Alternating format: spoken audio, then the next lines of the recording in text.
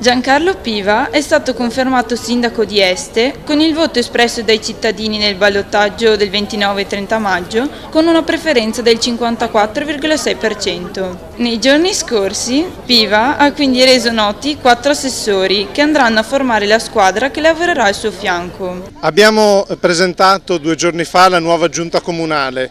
Il percorso che è iniziato con le elezioni, che è stato consacrato con la mia elezione a sindaco al ballottaggio con un risultato netto di vittoria nei confronti del candidato mio avversario, si è completato con l'organizzazione della squadra che lavorerà con me in questi 5 anni. Una squadra importante che le norme nazionali hanno limitato nel numero, sono solo 5 gli assessori ai quali possiamo delegare funzioni, con i quali possiamo lavorare insieme. In questo momento ne ho nominati 4, come vice sindaco e assessore ai lavori pubblici Stefano Guiaristoppa, che mi ha accompagnato nel percorso di amministrazione nei 5 anni precedenti, come assessore alle attività produttive Leonardo Renesto, come assessore alla famiglia e servizi sociali e alle politiche sociali e giovanili Silvia Ruzzon, che già faceva parte della compagine precedente, e come assessore all'ambiente Hermes Travaglia, che si occuperà quindi di un settore molto importante nella nostra città e nel nostro territorio.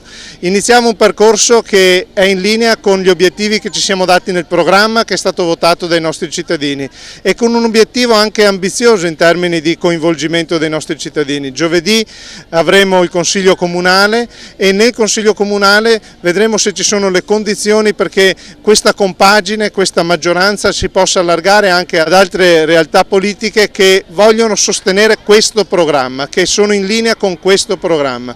Io credo che questo sia un obiettivo importante di coinvolgimento della città, proprio per i voti che abbiamo ricevuto specialmente nel ballottaggio.